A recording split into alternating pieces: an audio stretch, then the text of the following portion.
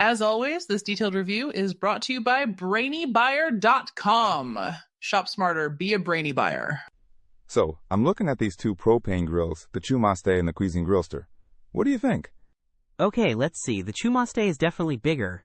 It boasts a cooking surface of 464.8 square inches, while the Cuisinart only has 146. That's a huge difference. Yeah, that's a big deal. But the Cuisinart is way more portable, right? It only weighs 13 pounds compared to the ChuMaste's hefty 51.92 pounds. Absolutely. The Cuisinart is designed for camping and small spaces. It even has a locking lid for easy transport. The ChuMaste, with its foldable side tables and wheels, is more for your backyard. What about power? I'm seeing the ChuMaste has 3 burners totaling 30,000 BTUs. The Cuisinart only has 1 burner at 8,000 BTUs. Does that mean the ChuMaste heats up faster and gets hotter? Definitely, on paper, the ChuMaste should provide more heat and more even cooking across a larger area. But the Cuisinart claims to reach over 600 degrees Fahrenheit, which is pretty hot for its size. You'd need to consider what you plan to cook. If you're doing a lot of grilling for a group, the ChuMaste seems better suited. Good point.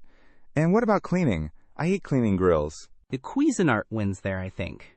It has a dishwasher-safe enameled steel grate.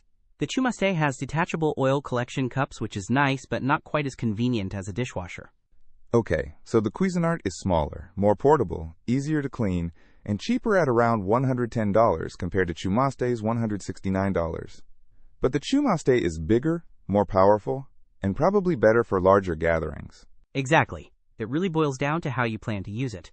If you need something compact and easy for small cookouts or tailgating, the Cuisinart is a solid choice. If you want a more traditional backyard grilling experience, the ChuMaste might be the way to go.